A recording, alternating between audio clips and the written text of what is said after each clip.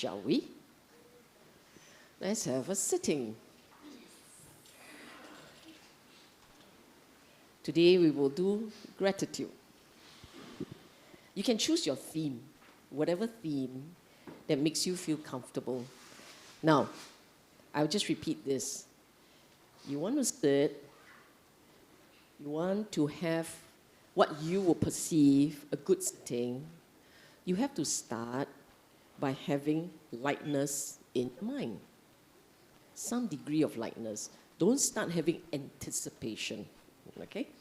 Shall we begin? Let's switch off the lights first. Oh, you're keeping one light on? For awakening. Come, let's sit back. Make sure your body is comfortable, but somewhat upright.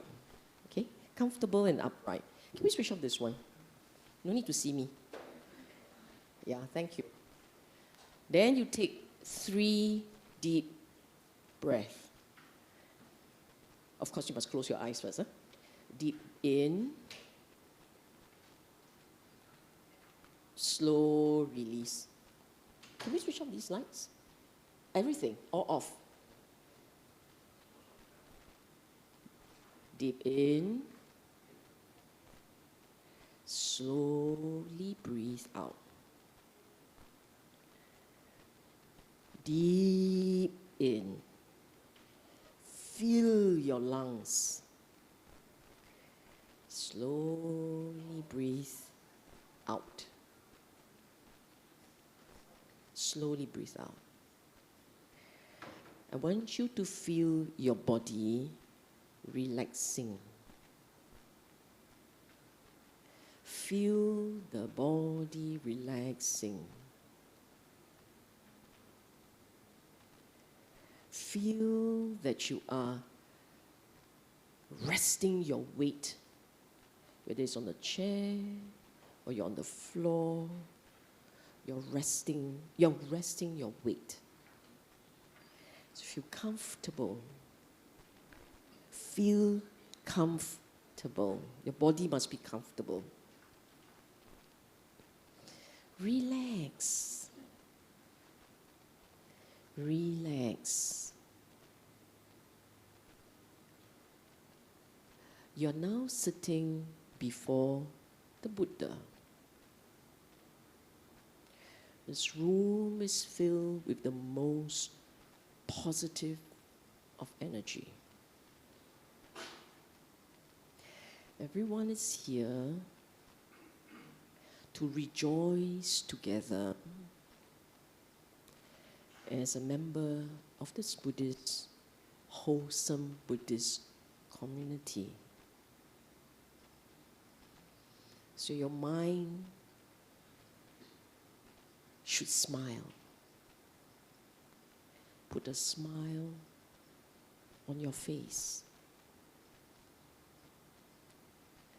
A smile that comes from deep within your heart.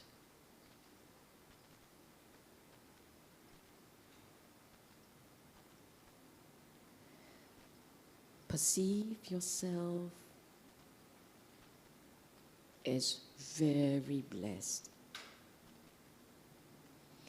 Very blessed because in this life you have learned true Dhamma. Whether you're young or you're old, doesn't matter. You have an opportunity and a blessing to learn Dhamma. Having the knowledge to know how to restore mental balance. Even you are upset because you know Dhamma, you know how to restore mental balance. You know how to be happy again. extremely powerful knowledge. So I want you, in your own quiet way, you give thanks to the Buddha. Yourself. Say your own words. Give thanks that he has left behind the blueprint for mental wellness, for peace, tranquility, joy, and happiness, so that this life is not wasted.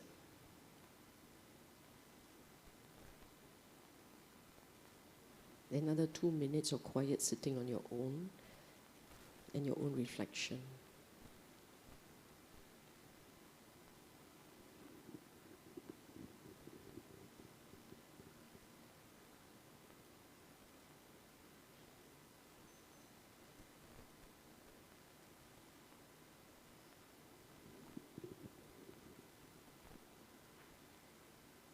For those of you who need a bit of help, as you breathe in, feel joy, give thanks.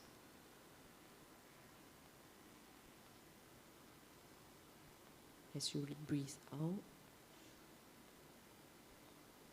feel joy, give thanks. So in your breath, not wasted breath, your breath, in your breath, is joy and gratitude.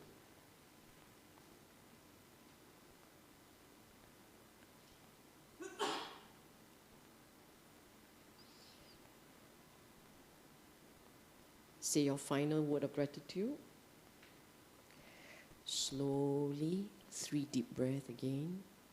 Slowly. Deep in. Slow release.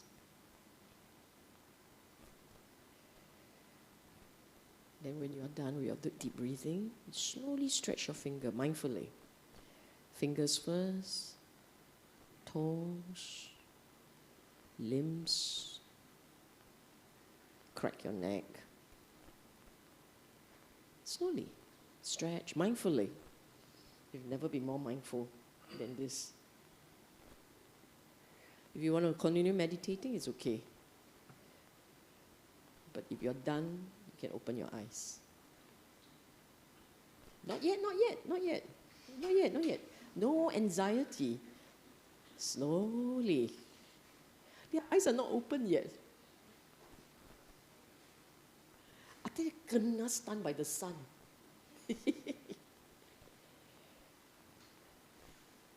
Okay, she's now going to turn on the lights. Brace yourself. Come.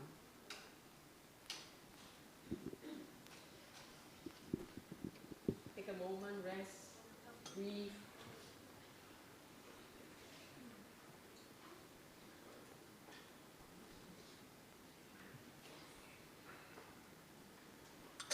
You might find that every time I sit, there seems to be something new. Meditation is like that, so boring if you do the same thing, right? Actually, it can be anything. The critical component of meditation, just remember this, the critical component, the body must be comfortable. Okay?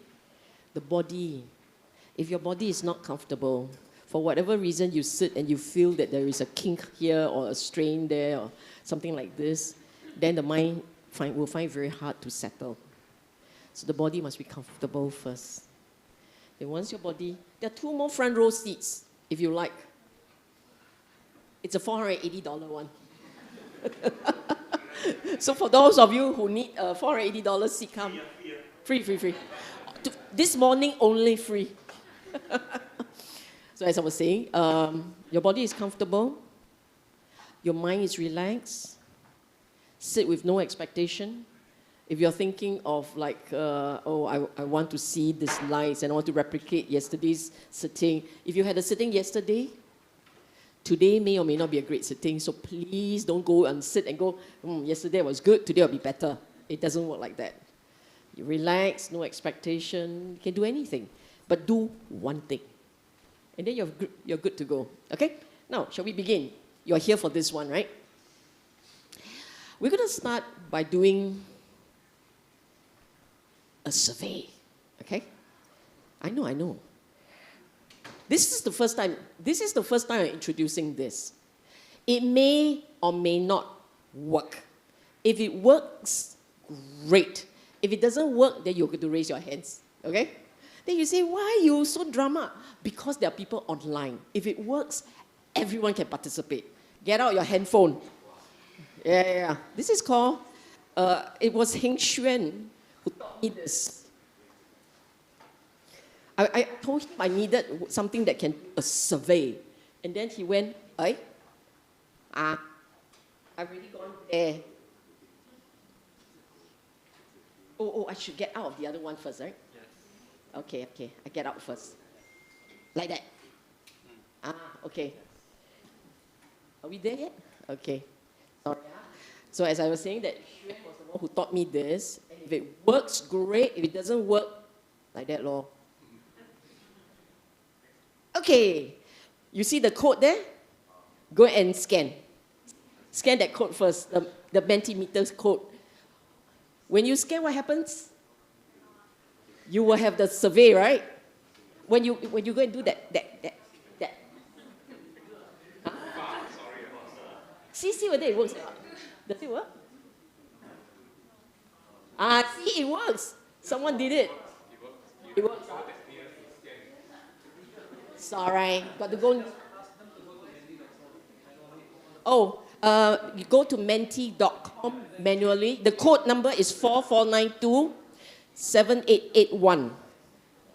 4492-7881. Okay, that's the code. You see, it works. I'm in 7th heaven. Oh, look at that. Hey, do some more. I have no idea how many people are doing this. menti.com. menti.com. The number is 4492-7881. Manual a bit lah. Look at the kids, they all happily go. Wow, got people with great clarity and full confidence. I'm so proud of you. You want to sit here and give the talk with me?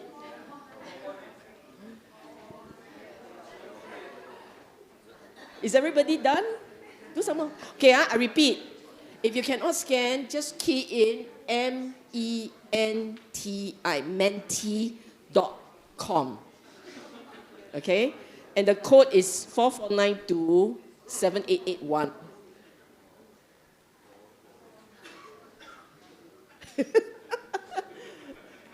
Everybody done? You see, why are you wasting time with this? Quite fun, huh? Now, this one means the one online can also join in, right? Yeah, the one online can also join in.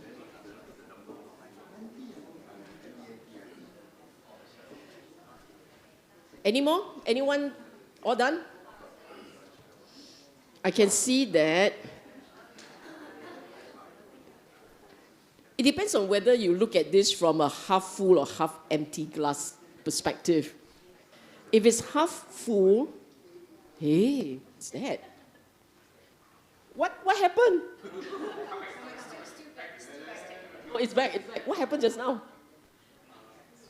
I have no idea. Okay, this is a free version, okay? Just to let you all know it's free. Okay.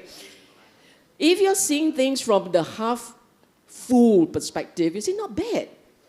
40-60% of people generally have some confidence about the path to heaven. Some knowledge, and also you see there are two parts to it. There is knowledge, knowledge. And with knowledge, you build confidence. So you see, totally clueless means you have no knowledge. I have no idea. When you have no idea, you will have fear because you really don't know what to expect. Vague idea, typically vague idea leads you to lacking confidence. It is not whether or not your knowledge is correct or wrong. Okay? It's nothing to do with whether your knowledge is correct or wrong. If you say, I know, you will say, I have confidence. The odds are, even if your knowledge is wrong. Agree? I mean, there are people who are very confident because they've got all the knowledge in the world, but they're all wrong, irrelevant. Okay? Today's class is to provide the knowledge and to help you gain the confidence. If you have some knowledge, the ones who say some knowledge, okay, you have some idea, and you're then building confidence. Ample knowledge, not confidence should build. Great clarity, full confidence. Okay, you know where you are, I have no idea. Now, this is the next slide. Okay, next one. I want to see your score. Do you think you have done enough to go to heaven? Actually, the number one is better, isn't it? I don't know why the other one is percentage. I must figure out how to make numbers. I got 50 over people here. The number is too small.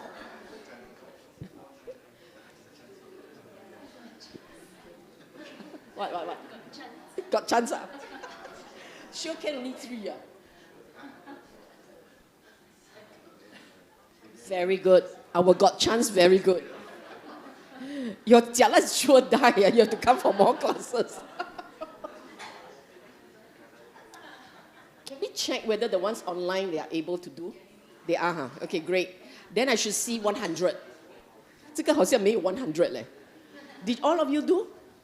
Everyone has done? Should I close this? Are we good to go? Everyone's done? Okay, let's see. So there are 2 parts. There are 2 parts. Part 1, knowledge, and then you build some confidence, right? But part 2 is your own score for yourself. Because that's part of confidence. That is part of confidence. And what this talk is going to cover is 1, to give you the knowledge, and 2, as I said, to help you build confidence. Okay? Okay, great. Now I got to get out here and go back to there. I too cheap to pay money, right? So it doesn't come into the slide. It has to be 2-part series. Okay, let's go. You tell me, what drives rebirth? What do you think drives rebirth? First and foremost, do you believe in rebirth? You all do, huh? We all do. Then what's the fuel, the energy that drives rebirth? Do you all know? Sort of lah, but dare not tell me in case the answer sound a bit off lah. English not good enough lah. They're a bit shy, but because we're all modest. Okay, got it. Give you the answer. Fundamentally, it's craving. Okay? The reason why the rebirth continues, it doesn't stop, is because there is craving. Craving is a thirst, a desire for experiences. Whether your desire for experiences, whether it is sense pleasure, so hear something, see something, taste something, you die that time, think of food. And then guess what we do? We're also very helpful. What do you want to eat? You see, we feed people's taste buds. Is that wrong? Not right or wrong lah. This is what we do, but unfortunately, this is going to help with the onward journey. Okay? We miss people, right? So life experiences is about people. The people you know, the things you have done.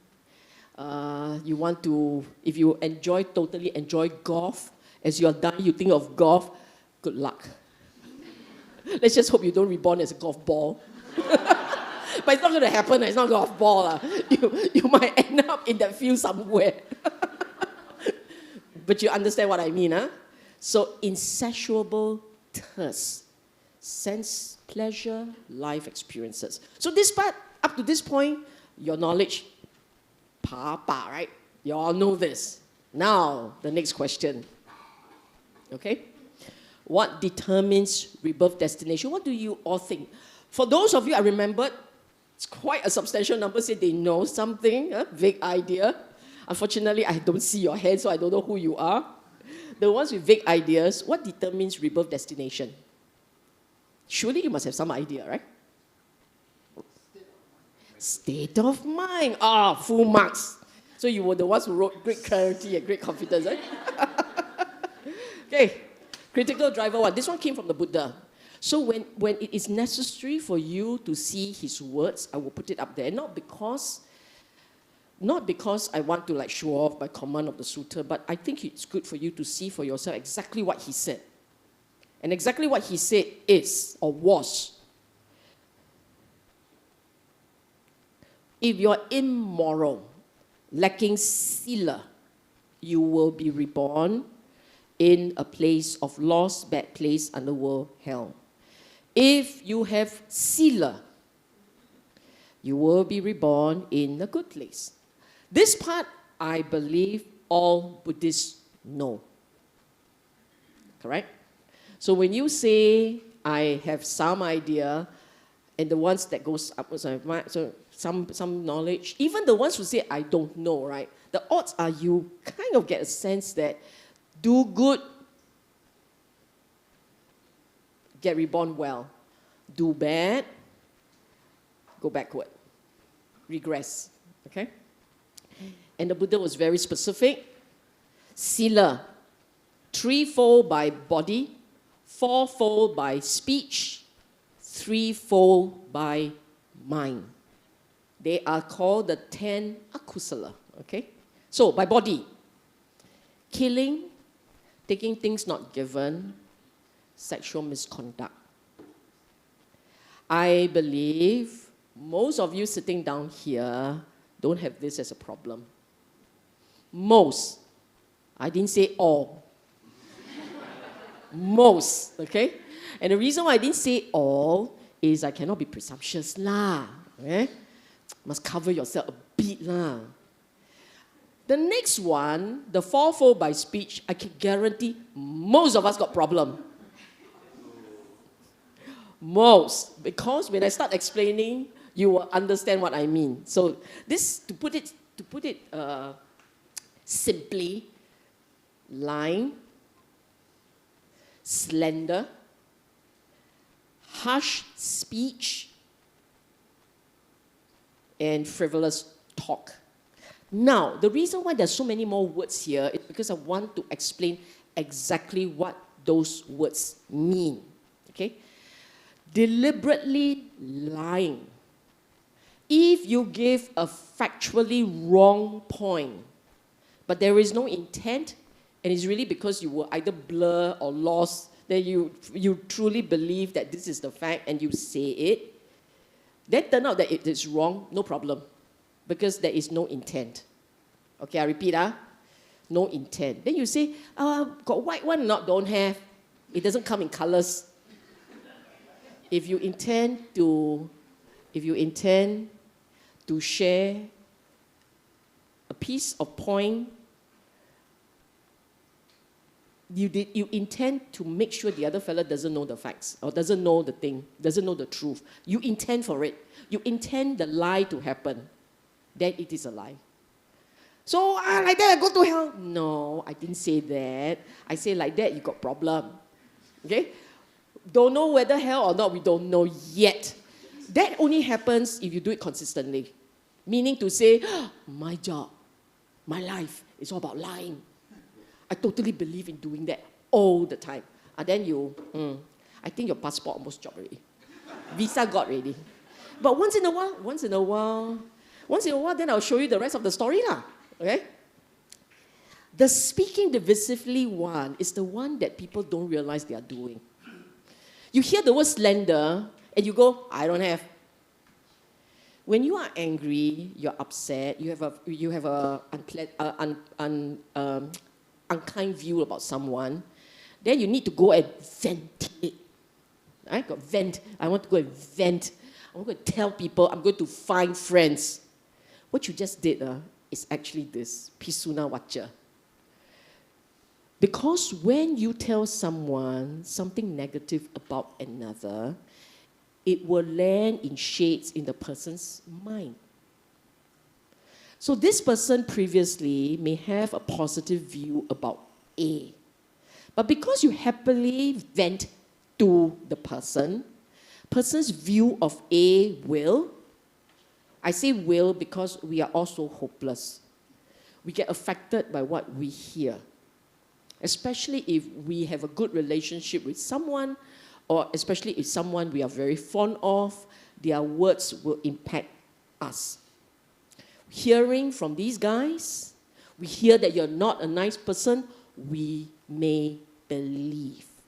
Even if we don't totally believe, there is a part of us that is already affected.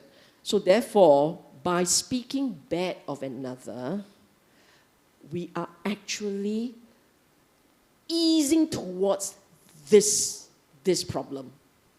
Pisuna Vacha. So what does that mean? It means nothing nice to say, don't say. It's as simple as that. If there's nothing nice to say, don't say. Okay? Then you see the words that the Buddha used. Repeat in one place what they heard in another so as to divide people. This is the worst version. I go around and I cause conflict simply because my mouth too big. Cannot talk, cannot stop talking. I go around and spread rumors. This is the worst version. Because there are different shades, ma. The lighter shade will be the one that says, I must vent. The darkest shade is, I just want to cause trouble. Okay? So these are different shades. Speaking harshly, using words that are cruel, nasty, hurtful, offensive. Buddha Sukha, bordering on anger. Just anger lah. Not leading to emotion means it causes people's mind to shake. By your words, you cause people's mind to shake, and then they end up thinking and thinking and thinking about it. Then, on that wonderful day, you have caused this problem. It's called Parusa Vacha, harsh speech. And finally, this is Ajahn Sujato's translation, talking nonsense. Then all of us say, well, we never talk nonsense on. Okay, let's hear the definition. Speech is untimely. Right time, wrong time, you just talk. Never filter, okay? Neither factual nor beneficial. You know how we have loose talk? Your opinion becomes facts. Your speculation becomes fact. These are all loose talk. Not encouraged. It's nothing to do with the teaching and the training, so it's Dhamma Sila. Vinaya, Dhamma Vinaya. Teaching and practice training.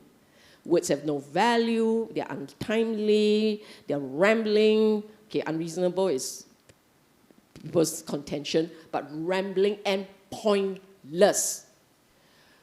You want to be really a practitioner, you want to be a good Buddhist, you must basically start to guard your speech. The pleasures you derive from just talk, that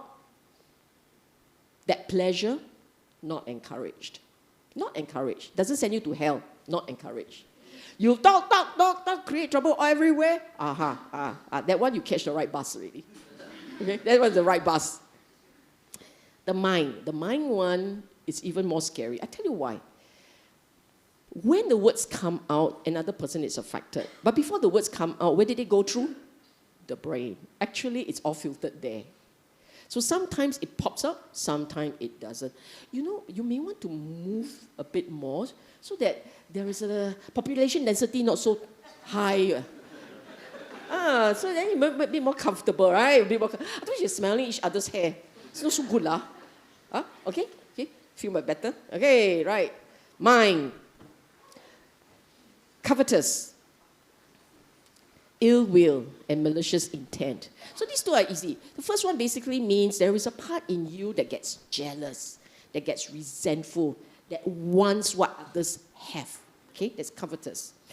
Ill will basically means there is a residual or persistent anger in you.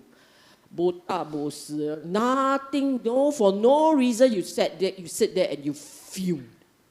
You are annoyed, you're agitated. You sit at bus stop or MRT station, you look at the world goes by and you comment on everyone. Macam you are like Olympic judge like that. Where until like that lah, then talk so loud lah, then where you like the lighting so bad lah, what's wrong with this government? Don't give them my vote, right? That kind of thing lah. On and on and on. You're aware, right? There are people like that. You just sit down there and then you're just a cauldron of annoyance like brewing away. Macam witch brew. Okay. This kind, again, you have already joke. I don't see anyone here like that. Assurance. I don't see you. I mean, conditionally, sometimes we get annoyed, sometimes we get agitated. That's conditionally. But you're not standard condition. You come in one size, anger. You know what I mean? You're not like that. But the last one there, then you say, what does this mean? That last wrong view. In our practice, in Dhamma as a Buddhist, the critical thing is about your sanya, perception, view, your baseline understanding. It's very, very fundamental to who you are.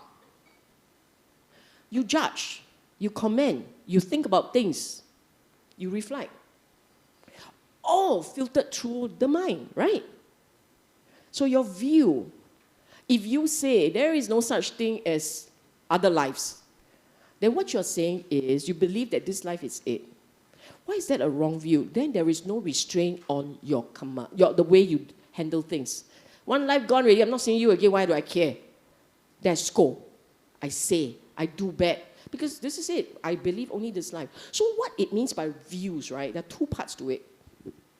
One, it is how it affects you, how you see the world, and how you relate to the world, and how you conduct yourself. That's one part. That perception. Two, the second critical point is that because your perception is like that, there is no restraint, there's no moral restraint. If you believe there is karma, consequences to actions, consequences to choices. If you believe that, then you learn to hold your tongue, you learn to shape your behavior, be more wholesome. If you don't believe in it, then you just go, let go. Time to let go, let go. There is no restraint, okay? So you look at these views, there is no meaning in giving, sacrifice, or offering. It means there is no reason to being generous. Okay? That one, there's no reason to being generous. Miser of the first order.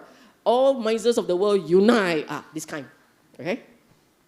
No fruit or result of good and bad deeds. So you don't believe in karma. Don't believe in consequences of choices.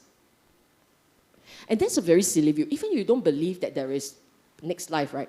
Here and now, the things that you do affect your mind. Here and now. If you are angry, can you stop being angry like that? You can't. There will be downstream one. Anger arises, anger stays around. Like an unwanted squatter. And he won't leave. And the more you welcome him, the more he won't leave. One day, you will be the brewing cauldron of anger. That ill will one. You see what I'm saying? So there are here and now consequences, but you don't know. There's no afterlife. There's no afterlife.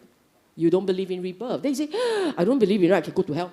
If you don't believe in rebirth, and then you end up actually just doing as you please, giving in to all your negativities, and you causing hurt and pain on others, yes, then you are chopping a space in a downward stream.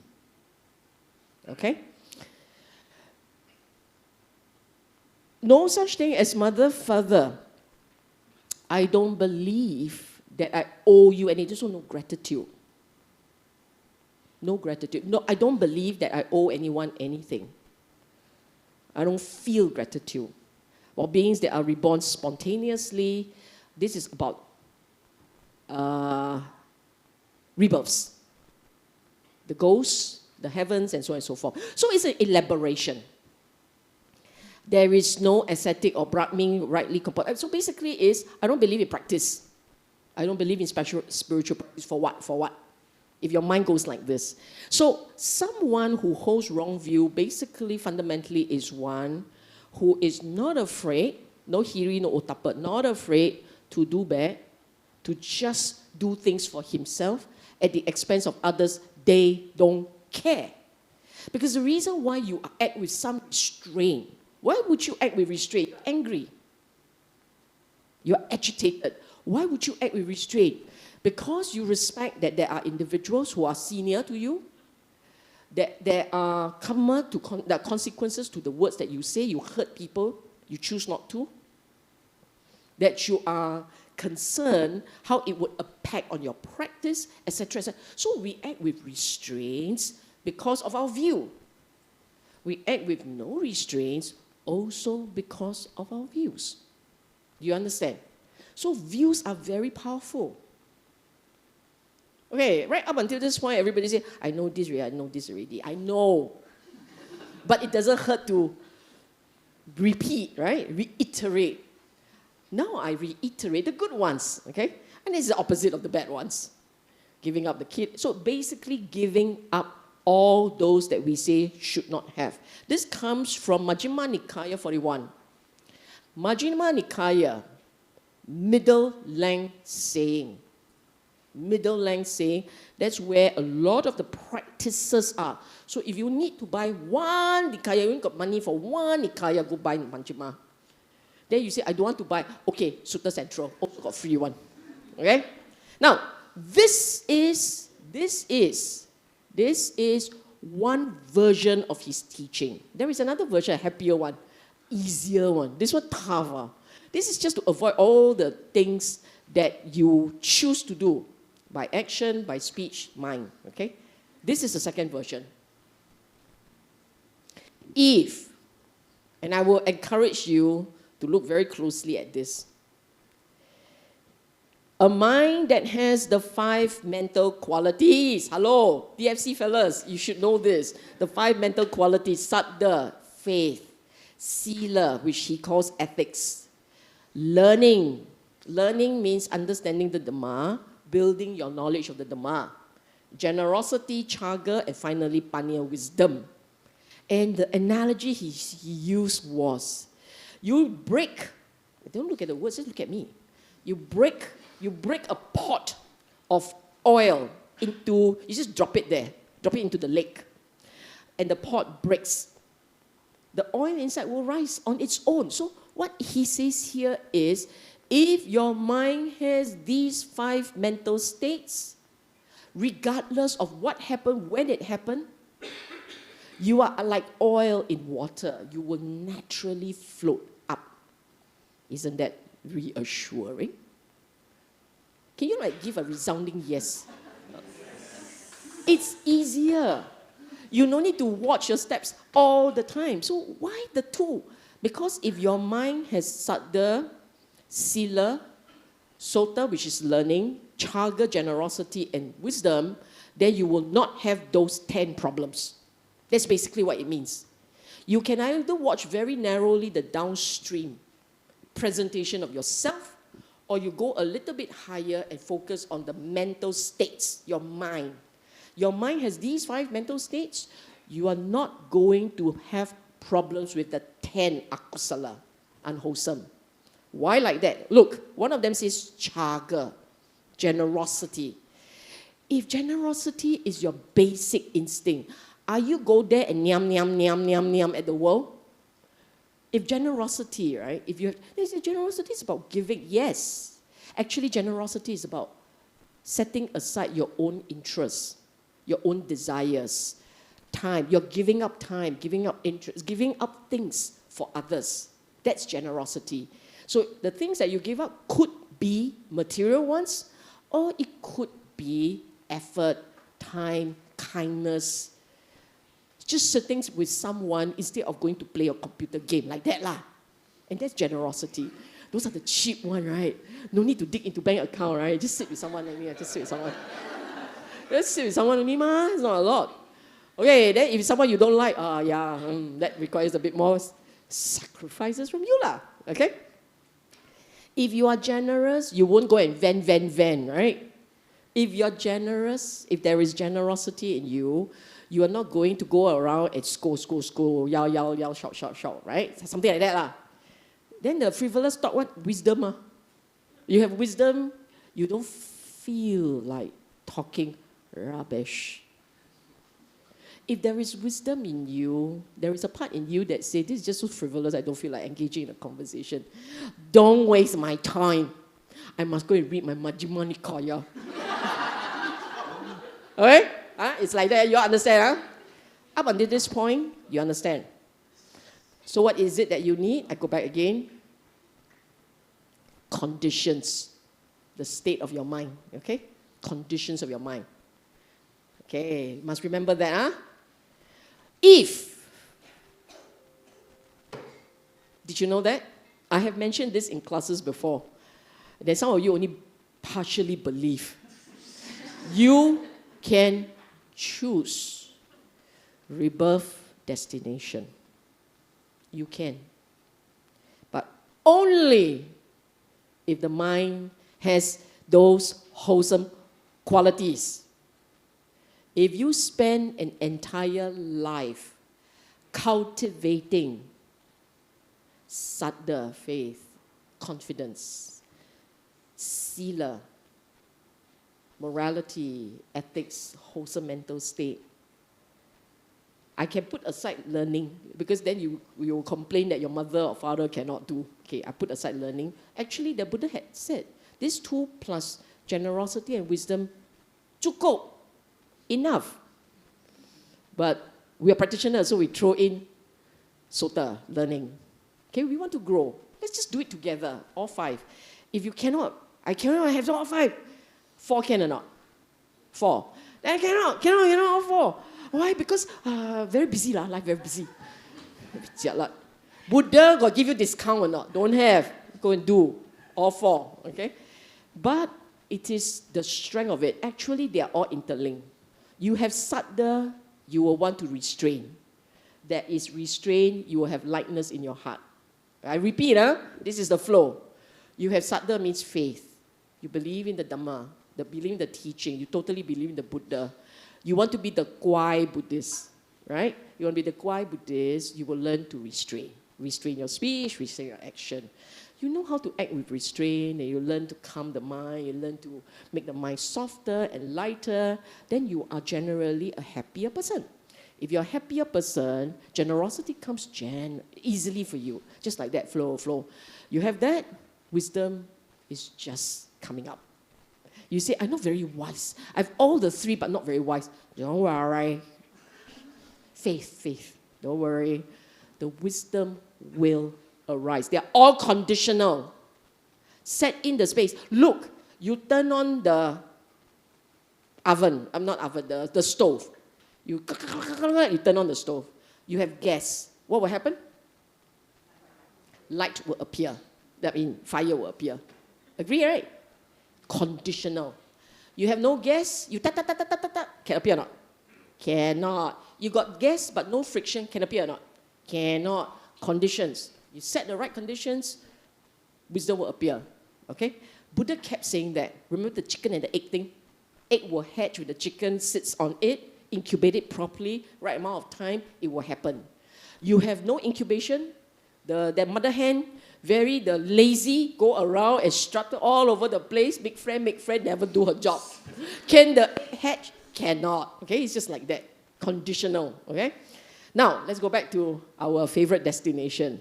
Only the kusala mind. If your mind, why is it a kusala mind? Why is it a kusala mind can determine the destination? It's because the kusala mind is a powerful one. The kusala mind, the wholesome, skillful mind, is aware. It is present. It has clarity. A wholesome mind is present and has clarity. You mean a wholesome mind will be mindful? Some degree of mindfulness will be there. Have you watched your own mind when you are being generous and being kind? You feel that joy. When there is a joy, there will be the mind being present. Really? Then you haven't feel enough joy. You need to practice more. Okay? For sure. Really? Yes. You sure? Yes. 100%, 101. Being modest. Could have been 110, right? This is what the Buddha said. A person, so this is an ethical person, might wish, meaning, okay, let me translate it in Singapore language, okay? A good man, maybe he will say like this. If I die, I want to be reborn in, okay, there comes the category. I want to be born rich. Aristocrats, rich and noble, people respect. In the ancient context, the Barak means high standing. So one of high standing. You want to be, your ambition very modest. You just want to come back as a human, rich and important. It's okay, so be it. Ta-da! Hello, welcome home. Like that. Or gods of the four great kings. You are a terrestrial being. Okay, a terrestrial being. The four great kings. You know the four 四大天王, the warrior-like fella? Then you say, I want to be reborn there. Okay, you join their company. Okay? It's the company of the four great kings. Then the next one is Tawatimsa, which we all Chinese happily go Ti-Gong. Okay, Tawatimsa. Yama. For those of you who didn't realize, Yama King is actually in heaven, not in hell. Just let you know. The Chinese went to steal ideas from the Buddhists and didn't get it right. But it's okay. Okay? Gods of Yama. Tusita, the joyful ones. The light and joyful ones. It's one of the best places to be reborn. So all of you like, Tusita. Tusita. Okay.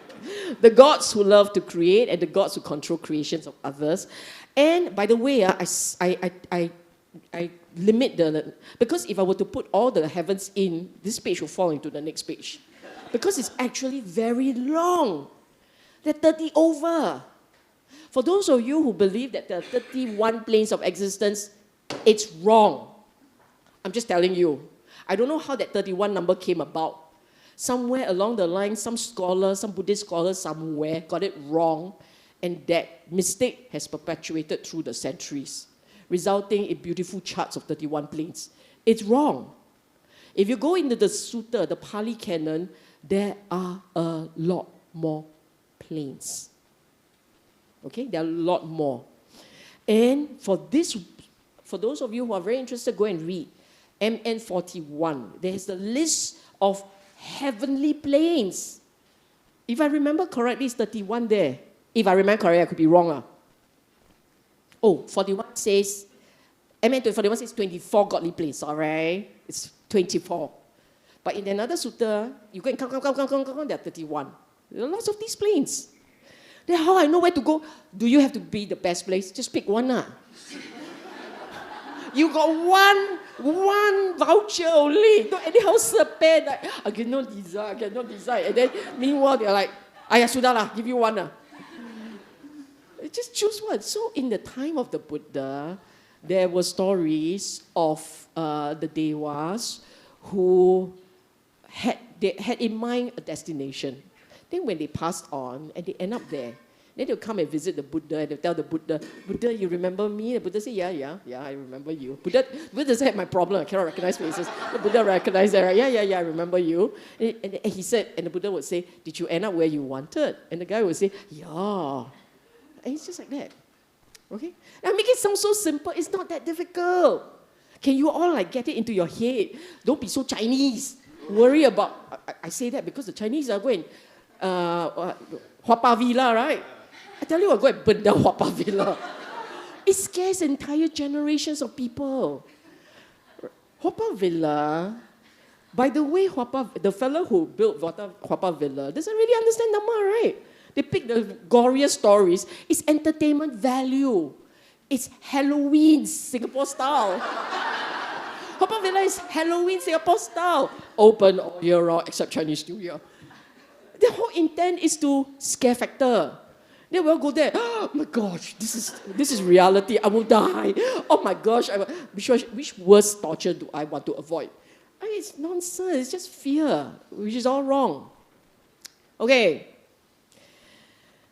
MM 41 mentioned 24 godly planes, from terrestrial to celestials to Brahma.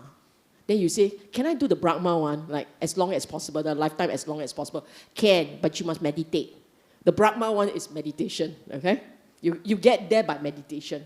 So, I bluff you lah, not destination by choice. There's certain parts you need to add on money, add on. Okay? Must have meditation as part of your repertoire, okay? MN 120, rebirth by choice. This is the one that mentioned 31 heavenly plane.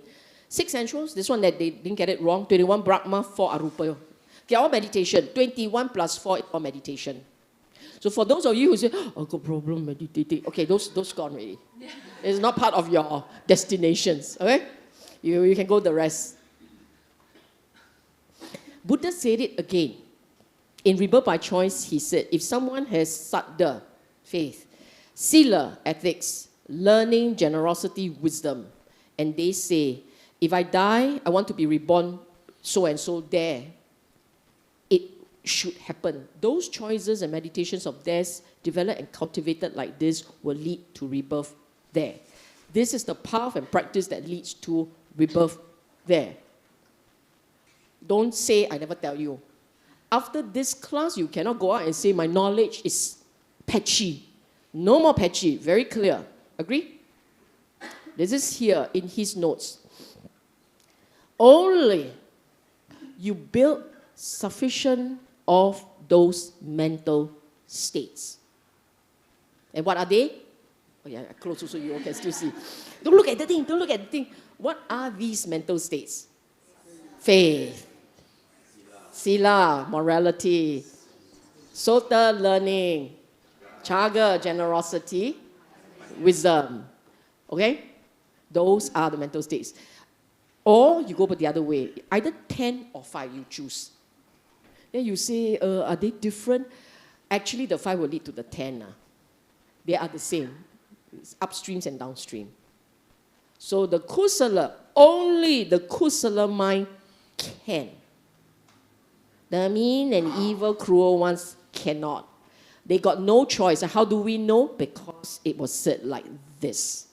Even as they were wailing, the wardens of hell would cast them down to hell. They would take them by their arms, present them to the king, and tell the king, this person did not, I didn't bother to put in the details earlier on, you know, the 10 wrong views thing. May your majesty punish them. So if, think of it like this.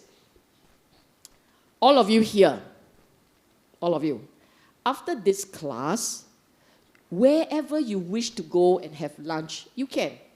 Agree? But then if you break the law, the policeman standing out there, I am here to look for John or Mary, right? Then John and Mary cannot lah. You kena tangkap already lah. Cannot go anywhere.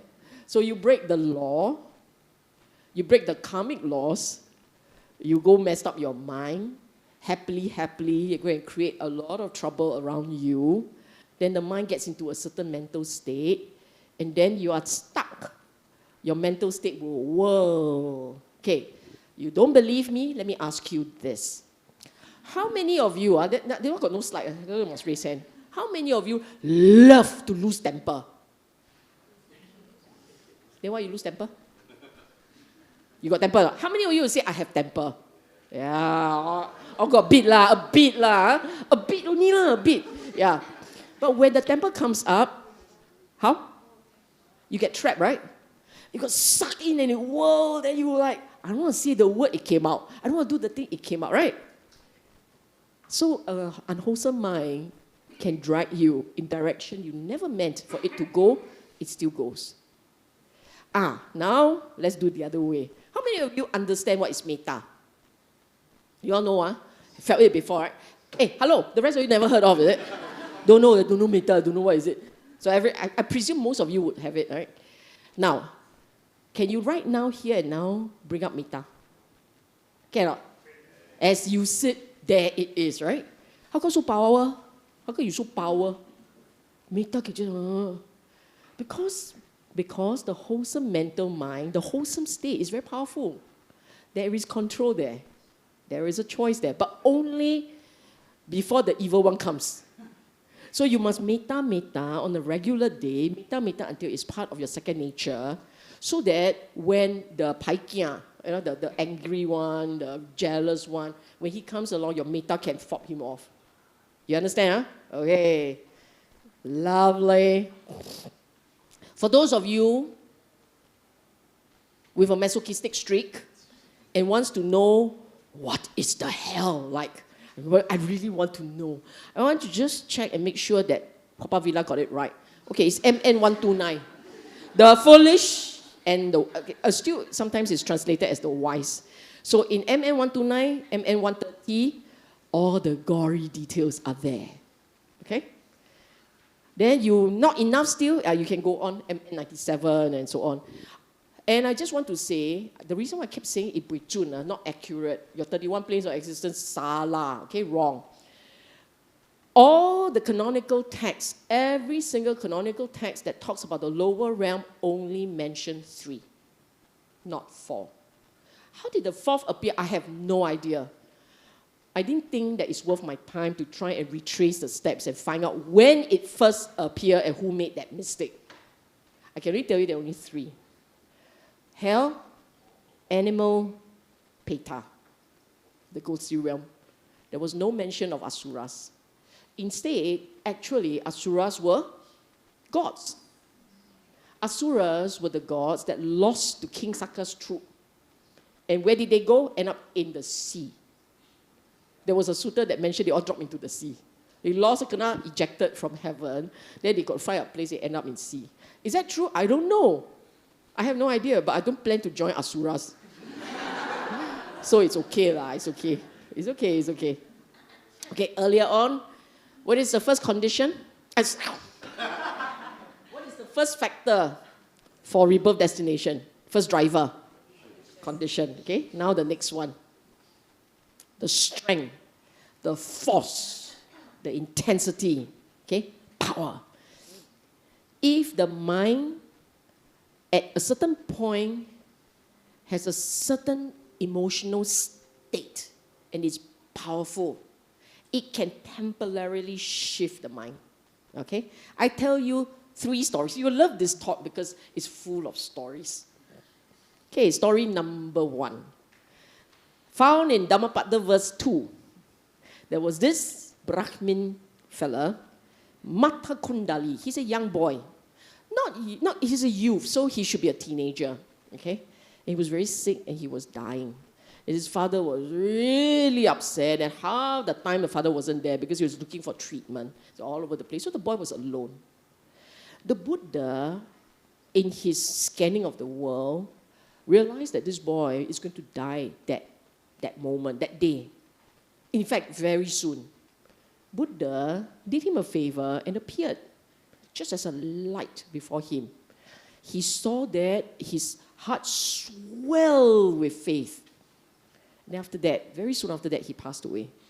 And then he was reborn in Tawatimsa heaven.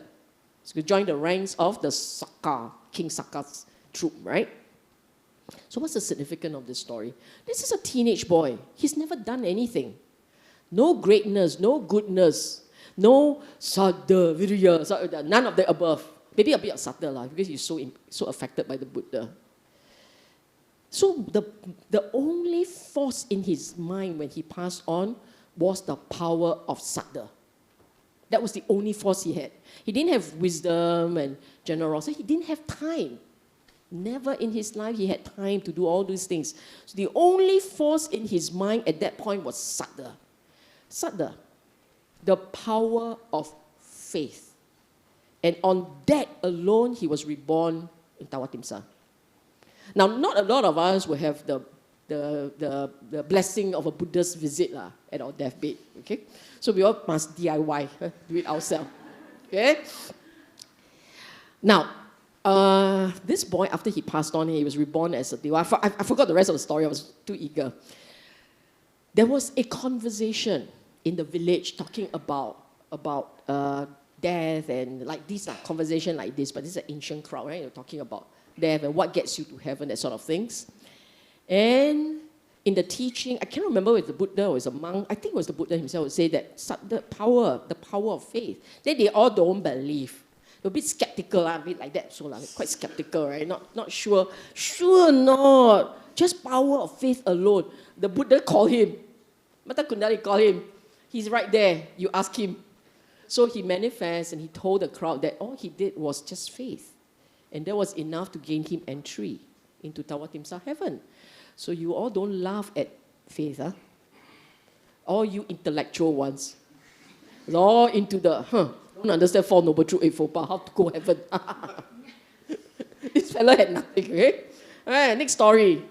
Next story, this is a story that I've been telling, but now I give you the Dhammapada verses 100. Thambata Tika. Two-seater heaven. Lagi more powerful, okay? A lifetime of killing. Because he's a state executioner.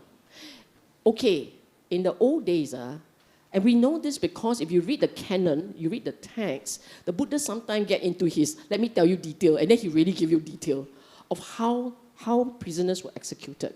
And let's just say that these ancient fellows are really creative. Okay? So it's very cruel. And yet, he managed to do it. And how did it work?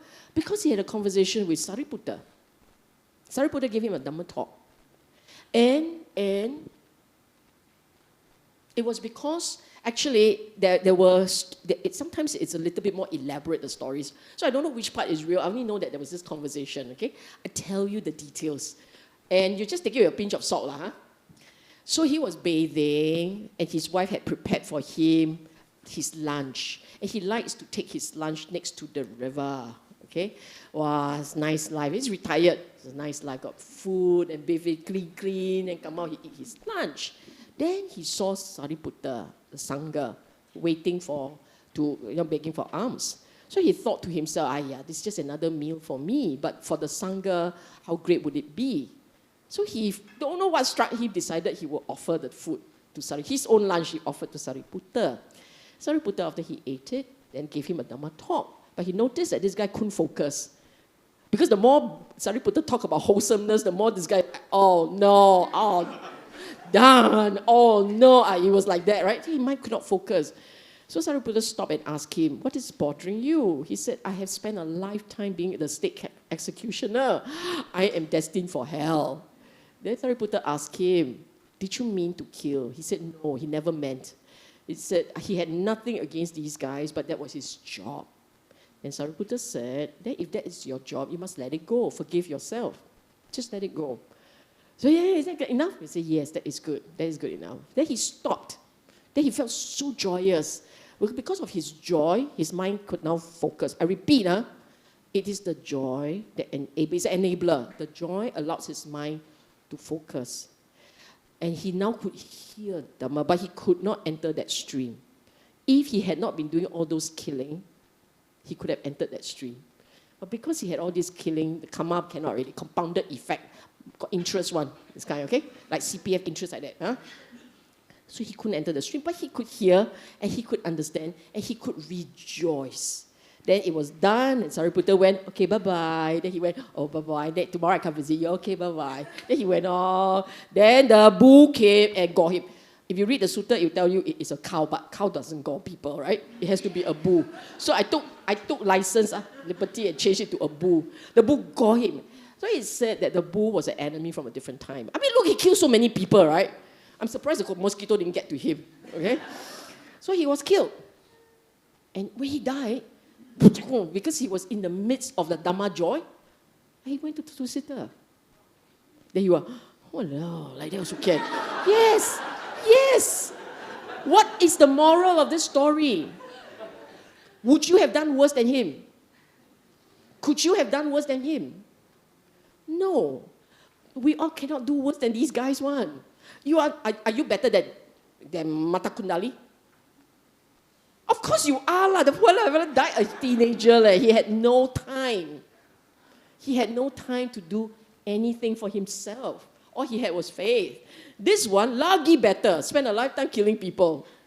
But that doesn't mean that after his stint into Sita, the old karma doesn't catch up. It doesn't mean that.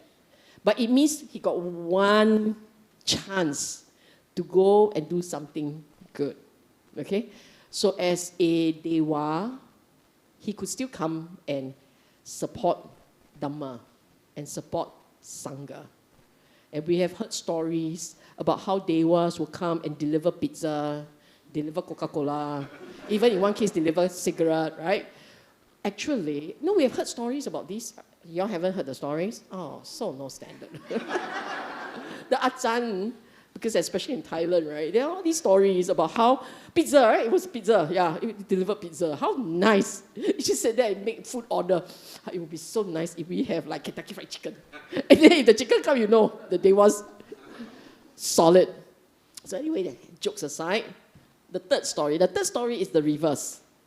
Oh, no, the third story, it's the reverse, okay? This is a story of Theratisa. This one I've never spoken of it, so you may not be so familiar. Theratisa, it's a lifetime of a monk, you know. If you are a Sangha and you're very well practiced, your ticket, job ready, first class to heaven. Okay? Your Sangha, you're very well practiced, it's a lifetime of practice. You will not get wrong one.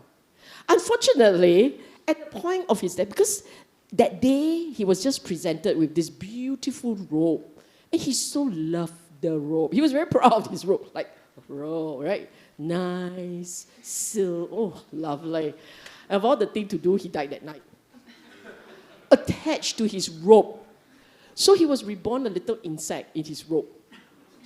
And the Buddha heard him going, don't, because when the Sangha died, they would divide his, the things that he used. So they would cut out his robe and just divide.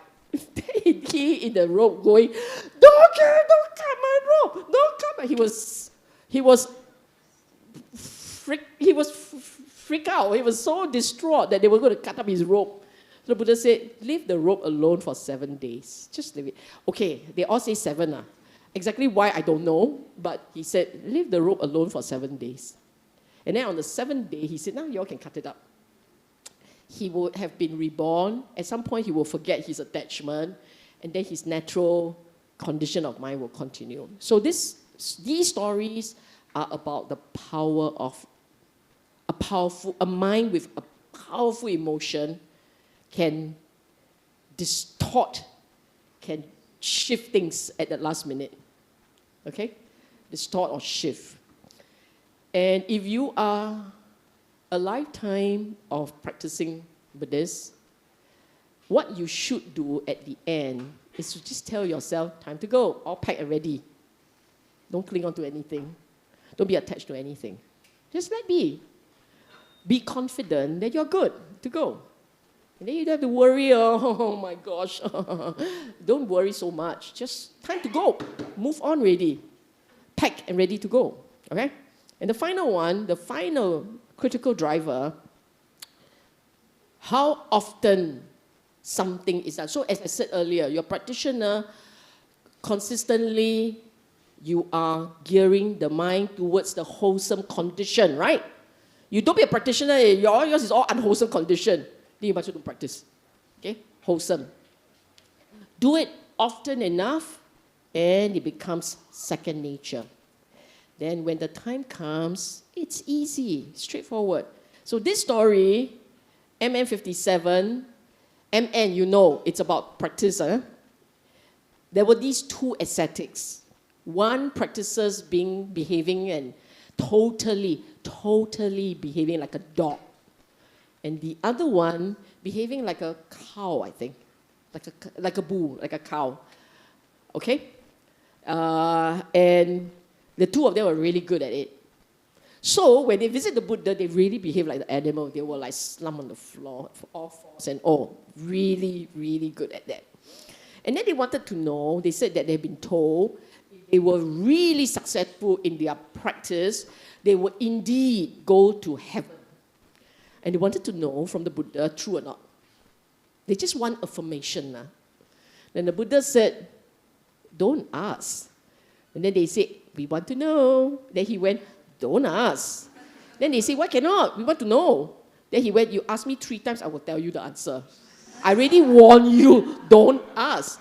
And his reply was, you develop the dog observances fully and uninterruptedly. It means daily, all the time.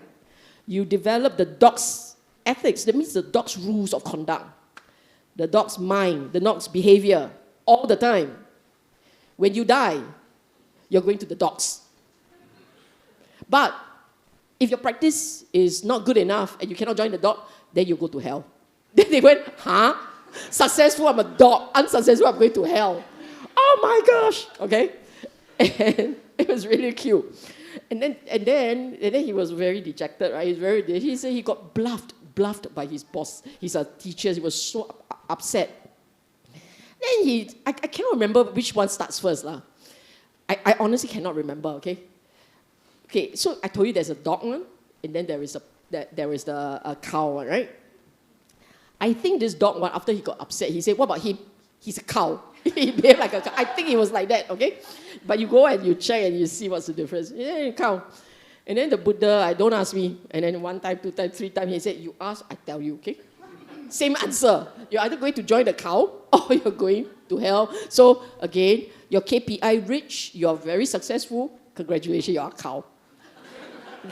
Your KPI didn't reach because you're so hopeless. Even as a cow, you were hopeless. Sorry, consolation prize, go to hell. Okay? So it was like that. Then this guy was equally dejected. They said, like, how? What do we have? And then the Buddha started explaining the Dhamma. Then one of them, I can't remember whether it's the dog or the cow, one became a lay follower, and the other joined the Sangha. And the one who joined the Sangha actually got it. He became an Arahant. So he really ended his practice. Okay, so frequency creates a certain habit. So if you know for yourself that as a habit, yours is unwholesome. Every day you must go and you kick the dog. This is your habit. You better stop now. Otherwise, next life, you're born with a distorted hip if you come back as a human or whatever problems that start, because it's a habit. A habit and the mind gets into a certain flow. Okay? The second story is the Dhammapada verse 151. And this one is very famous. And people usually tell this story to scare each other. To scare each other. But I want to stress to you, it's not a last thought moment. It wasn't at the last minute she remembered telling a lie. She was wrecked by her guilt conscience, her life. So much so that at the end, she had this, because it's part of her habit already. So at the end, it happened that she remembered and she had remorse and regret.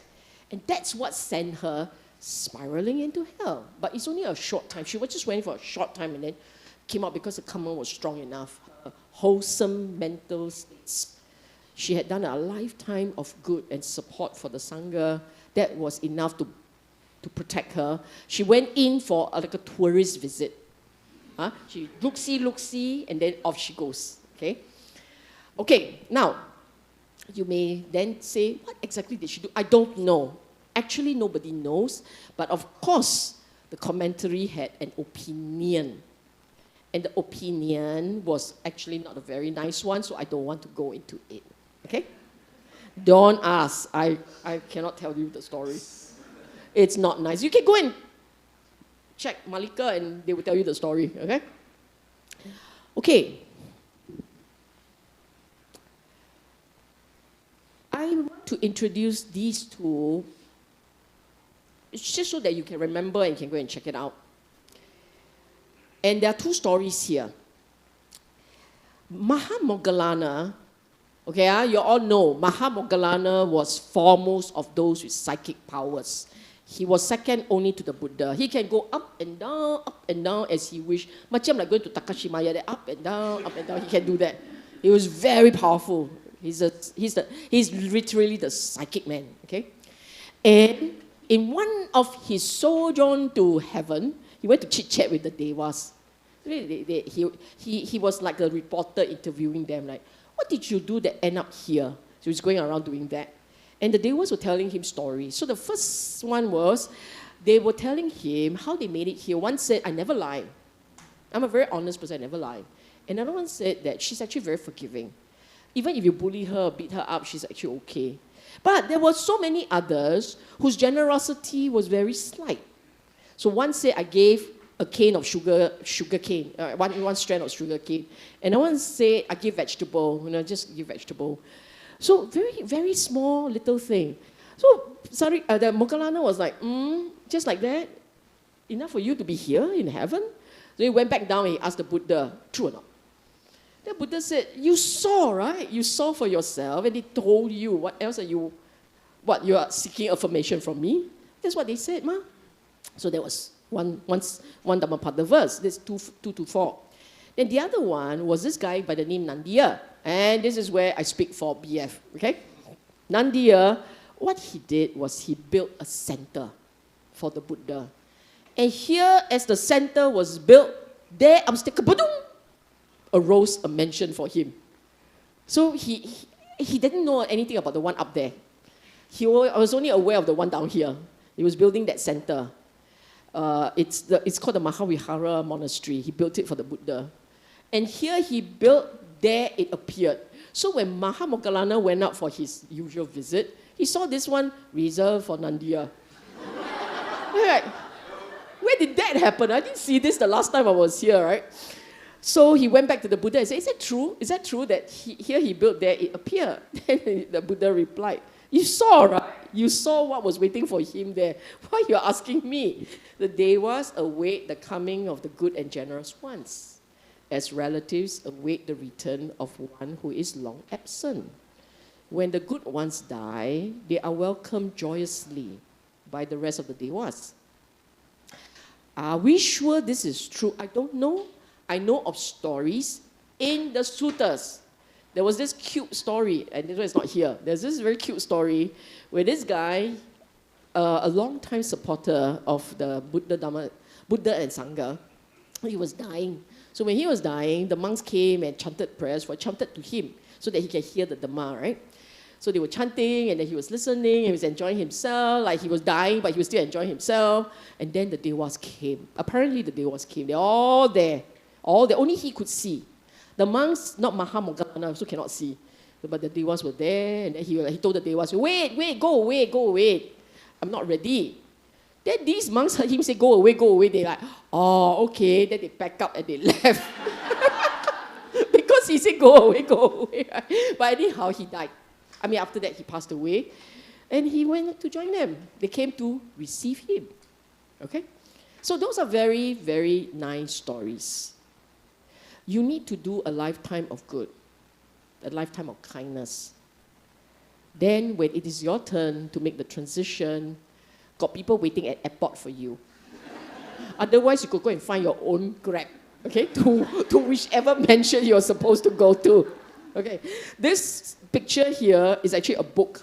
I don't know whether it's free, but it's a book. It's a Vimangsa, sorry, I forgot the name. 𝐕𝐼𝐶𝐻𝑒𝑚angsa It is 𝐕𝐼𝐶𝐻𝑒𝑚angsa. Stories of the heavenly mansion. 𝐕𝐼𝐶 is heavenly mansions. Okay. Okay. Now, what's our concluding points? The easiest one is there are more heavens than lower heaven. Lower heaven 3. Consistently only 3. Heavens so many more. You have to be so lucky to end up in one of those 3. I just want to say this lah, huh? Why are your standards so low standard, right? Okay.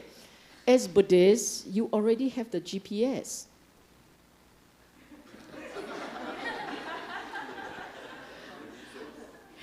For the Buddhist, sorry, for the Singaporean online and on-site, they know CPF is CPF lah. They know that, okay? So that's why I wanted to help you all remember. So I give you the CPF. But essentially, you have the GPS. You have the roadmap. The Buddha told you so. It's a question of whether you have faith in the Buddha and you have faith in yourself. It actually boils down to that. Do you believe him? These teachings are in the canon. Do you believe? If you say, then like that, lor. This is you did it to yourself. You know what I'm saying? If you say, okay, I believe, I take it, I trust him, then so be it. You're good to go. Continue doing the right thing.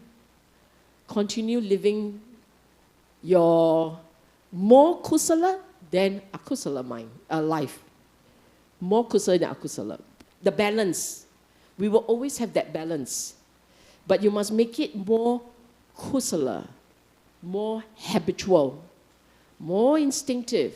The generosity must come out spontaneously. The forgiveness, the embracing, the kindness, the goodness, that one must become more second nature, more instinctive. Then you don't have to worry. God grab for you to go where you're supposed to go after this. Okay? Question? Yes, please.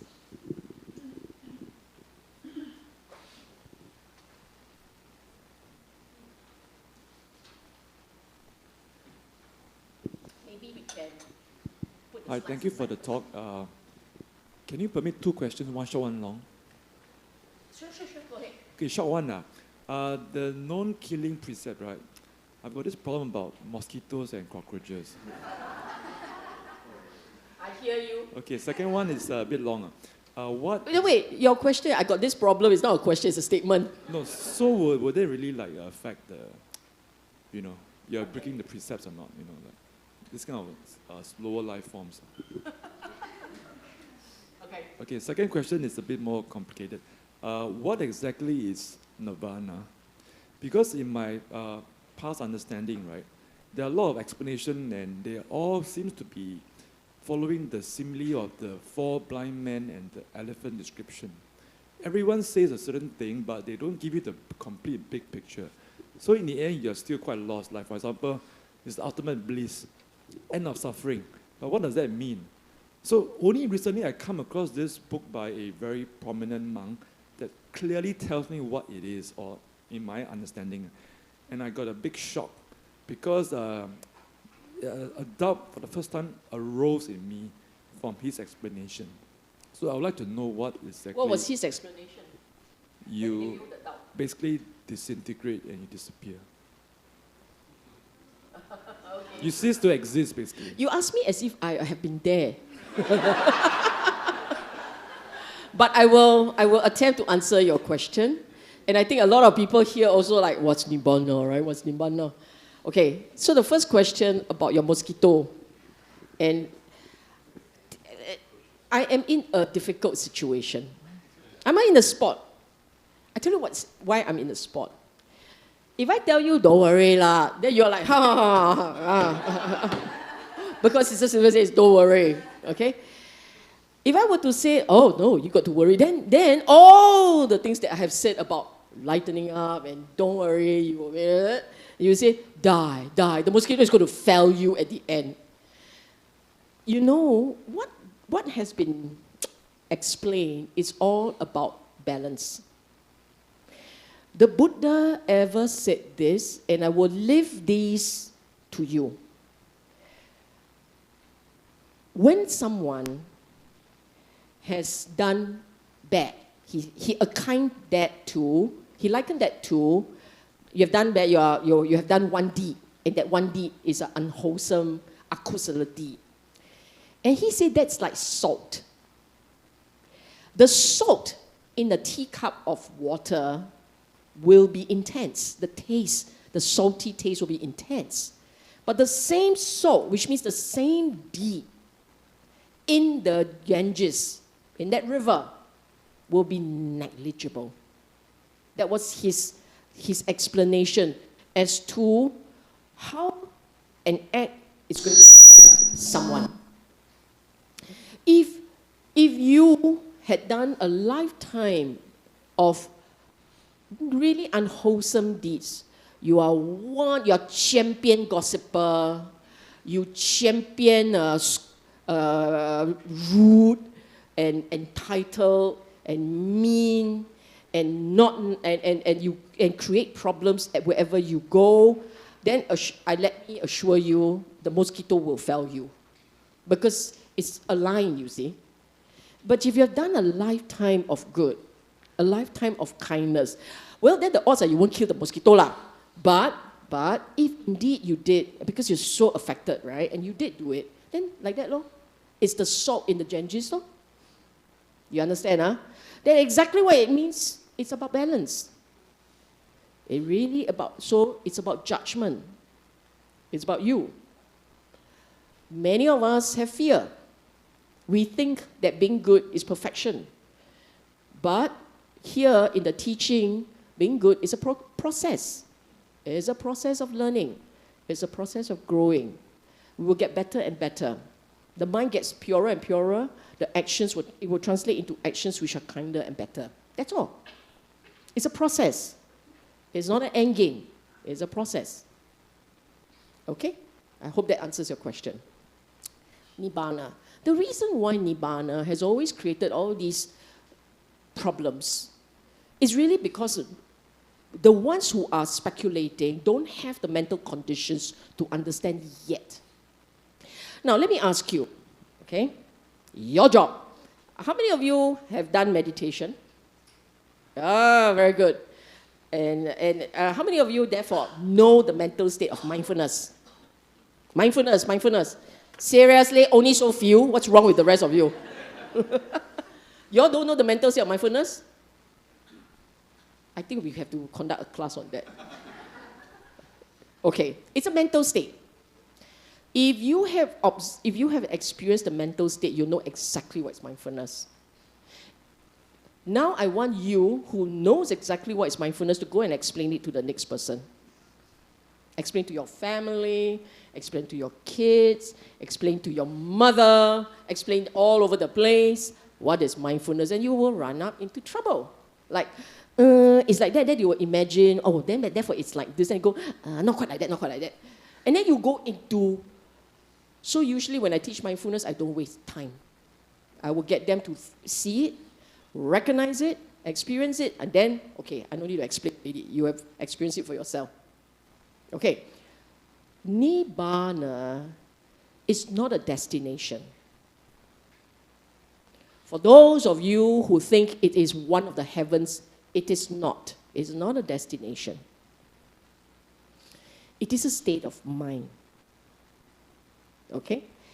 And in that state of mind, like mindfulness, there will be certain experiences. In that state, they call it unconditional and cessation of dukkha. Then you say, that state very good, meh? That state has no pain. Totally. Because the entire condition, the set of conditions that makes it possible for us to experience pain, those conditions are no more. It doesn't exist, it doesn't feature. Then what after? That is one of the questions the Buddha never answered. It is one of his 10 or 4 of his 10 unanswerable questions. He will not answer. Why? Are you even there? Do you even get it? Are you even experiencing the steps to Nibbana? You are not even there. I tell you for what? Will you teach a kid in primary 2 algebra? Then you say, no. Why? He has to learn. But he's not ready. He doesn't even have all the basics. Then you don't waste time lah.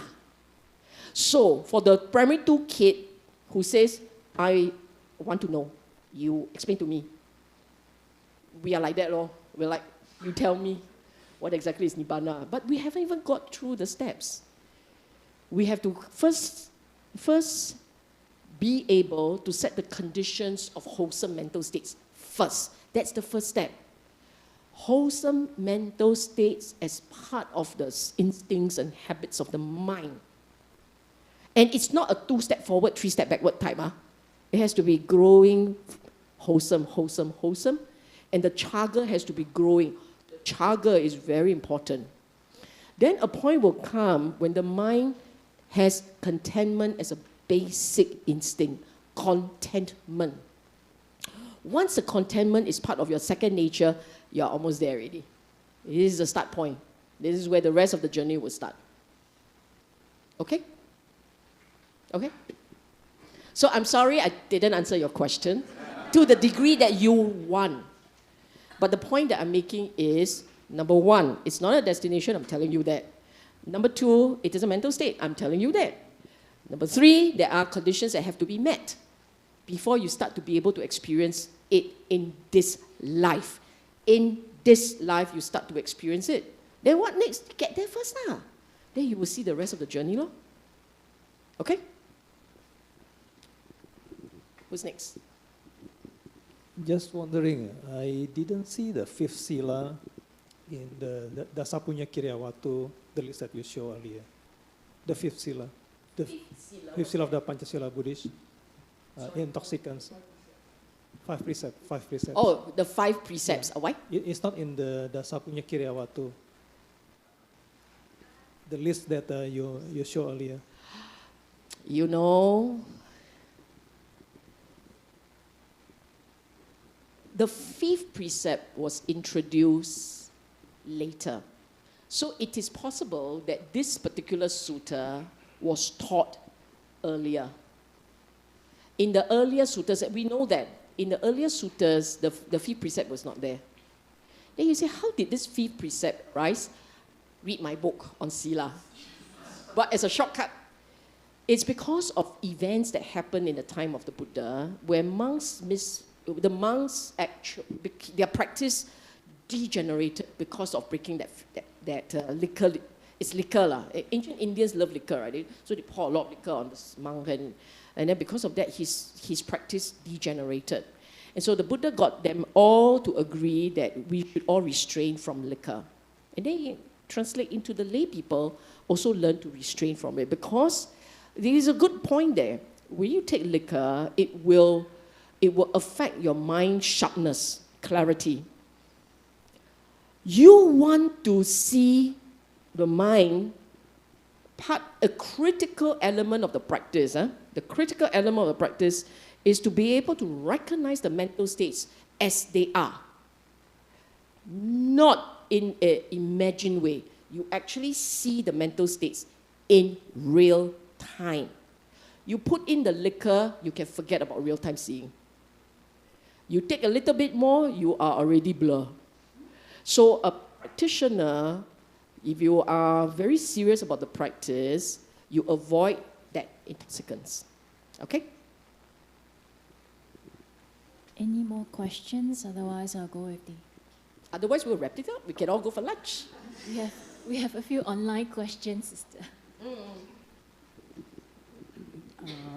Based on the Buddha teaching, as what you have teaching us also, do you believe with God?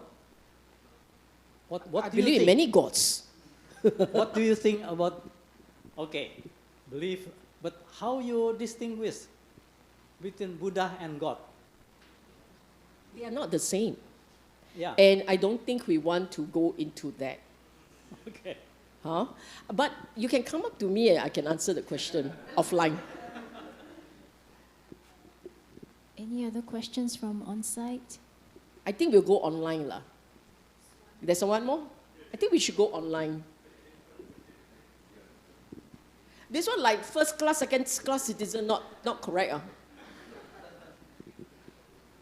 Thank you. Short one. Since they are short one. You mentioned the CPF and the GPS leading to heaven. Then you briefly mentioned. Then you briefly mentioned the stream and mentioned Arahant, but heaven is not what we want to go in our practice. We want to go further than heaven. So why are you teaching all this to us to go to heaven? Now, Because the world in case needs... I want to go to heaven, can No. I just have faith and then who will come? The Buddha is no more here, who will come? No. I hear you and you're asking this with a grin on your face, therefore it is not, it's just like, it's a hypothetical, speculative question. But this is very real. Dhamma has always been, the Buddha has always been very practical. And what is very practical? Practical is tackling your problems. You want information that you can tackle your pain, your fear, your agitation. So it's very practical. And there is no point me just talking about Nibbana. And half the world cannot apply, not half. Like 99.9% have no clue how to do it right. So let's just start first. Start with kusala, akusala. Actually, that's the most important. Okay? The most important is your happiness in daily life. In daily life, the Dhamma must be able to help you. And help you in such a way that promotes, that inspires confidence. And once you have that confidence, you would actually feel that this life has been a very meaningful one. So the first job, the first task of any teacher actually, and the Buddha included, the Buddha, when he taught people who came to him, right, this was his gradual teaching. Dana, sila. Dana means to give generously. Sila is to observe wholesome restraint. Saga is heaven. The third things he talked about was heaven. The fourth thing he talked about was moderation. And when you have moderation, fear first. Fear means basically you over-consume, go over-excess, and so on and so forth, right? You are having such a wonderful time. No. Learn moderation. And then learn contentment, letting go. Those were his teaching. So it's the same thing, same. In the tradition of the Buddha, we want to offer something that you will find useful, especially if you have people who are older at home. And you want to help them, because if I helped you to transit to a better place, so first two things are, one, I help you transit into a better place. In a better place, now you have all the conditions for learning continue. Two, minimally, I don't want you to transit to a worse place. But if you're dying with fear in your heart, you will have problems. Now, I know of one friend who has passed on. When I visited him in the hospital, this is a guy, mind you, this is a guy who has spent a lifetime sponsoring, supporting Sangha, building religious Buddhist places of learning. He was a huge help for Nalanda. This is a guy who has been doing that his adult life. I was stunned at his deathbed. He told me, Sister Sylvia, I don't know if I've done enough. You know what I blurted out? If you're not done enough, the rest of us got problem. I blurted out. I was like, I am so stunned that you perceive it like this. And so I had to spend, I don't know how long, to assure him and to help him. This is why I've always felt that sitting with someone in the last line of his journey, right, is very critical. Because it's PSLE, living this life exam. It's PSLE. Your PSLE important or not? Then you all like take leave, sit with children, make sure he's okay. Are you nuts? That's why don't waste time, PSLE, no big deal. But this one, end of life vigil, this one is critical. Because it's the one that could determine your next arising there. Get it right. Hey, fellow, come back. Hey, 谢谢你. Thank you very much. You get it wrong, jalan. You have to go and transfer marriage, share marriage, and get someone, try and help. Okay? Online first. So, online question, Yeah. first one. Sis Sylvia, What about complaining to your spouse about your child's behavior? Is that also considered divisive speech? I will advise you to look at it this way. If you are only complaining, it's not a divisive speech or anything, because your spouse knows also anyway. But if you are complaining, basically it's an expression of frustration and helplessness. That's not going to solve problem. What you should do if you're trying to tackle an issue is you ask yourself, how can we help? What conditions can we set for this person to be different? So the conversation should be, how can we help? Rather than, he's so annoying, he did this again. This is not very helpful. Okay? Next question. How can we make sure that we progress on our path to enlightenment when we go to heaven? Heaven's delight may be a distraction and are also ultimately impermanent. Okay, that's a very good question. First and foremost, I want to see show of hands. How many of you believe that in heaven you can't practice? Very good. There is actually a belief, to my horror, I've heard of this before. It's best to be reborn a human, don't be reborn in heaven, because as a human you can practice, as a Dewa you can't. First and foremost, that the Dewas are all offended. Just let you know, right? It's like rich people cannot practice Dhamma. Why you rich? Like, just hold it against me because I'm a Dewa. Dewas can practice, and practice very well. Dewas are in a much better position to protect the Dhamma and support the Sangha and to honor the Buddha, okay? So it's perfectly okay to want to get a promotion, okay? If you want to be reborn a human again, then you better come and be a Sangha. You are going to, or at least you practice so that you can help others. Dewas, half the world cannot see you. The other half don't know you are there. Oh, actually, nobody can see you. Very few fellas can. So that's why you are less impactful.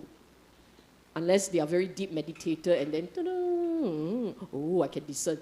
The rest of us cannot see. So as a Dewa, to impact the human world is much harder. As a human, to impact the humans, to help another, it's easier. That's all.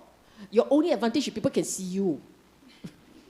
And therefore, you can teach and you can help. I mean, if I'm a Dewa, then I'm only talking to me, nobody else can see, right? That's actually, to me, this is my view, please don't go around and say that this is the view. This is not the view, this is my view, okay? My view is, as a human, you can make an impact on others because the Devas can see you, you cannot see them. All the humans can see you, even your animal can see you. But as a Dewa, there's a limited option. But as a Dewas, you're also very powerful. I told you you can deliver pizza, and Coca-Cola, and a cigarette in one case. You can help. I was very intrigued by this cute story. A friend, he went to take up temporary ordination in a Thai setting, and so he ended up in the forest somewhere, right, with his fellow Sangha, all practicing. And then he was feeling rather cold, rather chill. It's cold at night in the Thai forest. And he was stunned when there was a person offering ropes, offering blanket to him. Hey, it's a blanket. Someone was there like, Bante, you want Ajahn, you want blanket? He was so stunned. He said, hey, they really work, Okay. So of course, he didn't see many after that. He didn't see it after that. But that was his experience. That was a blanket offered to him because he was feeling cold, and he was trying very hard to do it right, And so this was his personal story. I laughed. He said, he was stunned. He's scared. He don't know whether to take or not. It's very, very cute. Okay. What was this question again? Dewa. No, you can. But it is true that if you're in a very pleasant setting, you may forget. That is true. So there was actually a sutta, which was very cute. The sutta said that was not the theme of the sutta, but this was my takeaway as an additional point. It said, it is possible that after you're reborn as a Dewa, and then other Devas remind you of the Dhamma. So it's possible for Devas to have conversation, and he's reminded, so this guy, he was reborn as a Dewa, and he can forget. So he needed help to remember. In one case, he saw a monk, so he said, one, it could be a monk teaching, and then you got drawn in and go and listen. So we know the Devas do attend talks. Or two, it is you are playing with the Devas, and someone talk about the Dhamma, and then you are reminded. So you are by chance, you eavesdrop as a Dewa that you heard, and then you got awakened to the Dhamma. Or three, your fellow Dewa is a Buddhist Dewa who came to you and went, do you remember the teaching? And then you go, yeah, now I do. So it's a deliberate, I approach you and tell you. Or it may be yourself. You yourself, suddenly after 7,000 years of playing, you suddenly remember the Dhamma. Yeah? Because it's in time for the next Buddha to come, right? Then you appear. Right? I mean, whatever it is, all these are very cute. But the point is that as a Dewa, you can forget. You can play until you forget. And then you need reminder. Okay? I don't even know why I'm telling this story. 3 more questions. 3 more? 3 more. Okay. I shall keep it short. As we're getting old and at our deathbed, how should one do to get our mind stayed wholesome? And does the last thought moment really matter? The last thought moment only if it's so powerful. So that's the power one. Otherwise, it's the frequency and the condition that matters. Okay? And to answer this question, wait for my next talk. No, the next talk is on the Buddhist vigil. So I shouldn't go into it now lah. Huh? Don't mind. So at least I secure one participant. I don't know whether the rest are going to be here, but this one will be here. Next question. What continues from one life to another? Stream.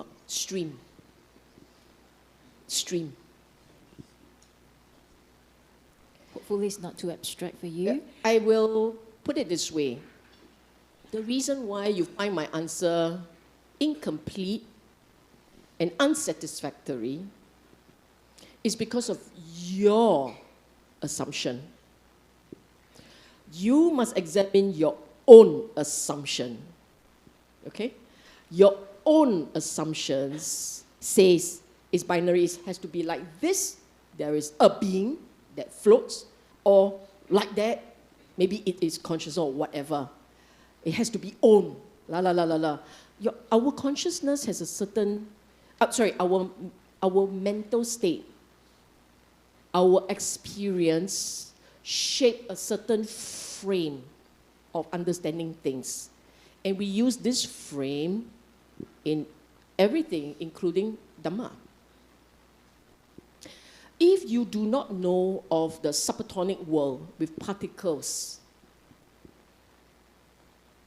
neurons, and so on, if you are completely unaware of the world, then this is the only world you know. But if you are aware of the subatomic world with a different set of principles there, a separate set of laws there, if you know that world, then you will not see this world in the same light. So what I'm saying is, based on your experience and your knowledge, you will have a certain frame of reference. That reference is not necessarily accurate, but that is your reference point. So whatever my answer is, it has to be filtered through your reference. And therefore, you will not be satisfied. It's not because of me, it's because of your reference. Okay? Last question from online. Are we breaking the 5th precept if we drink rarely on social occasion? No. I might have to give categorical yes or no. Remember what I said about balance. Okay? If you are really solid practitioner, your mind is so clear and so sharp, and you have that occasional tipper, and then you say, have I broken the precept? Yeah, you've broken the precept, but it's okay. Go and quote me somewhere, I will come and sue you. You got to bring out. No, but you think about it. Fundamentally, it is a judgment call. Okay? But you must take responsibility for your act. Have you broken the precept? Yeah lah. But what does that mean? Like that, lor. But you have spent a lifetime of practice. Your mind is very sharp and clear. You're perfectly okay. In fact, let me tell you the story of Sarakani. I'm like a fountain of stories, right? Sarakani, a Sakyan. I tell you, this is the story.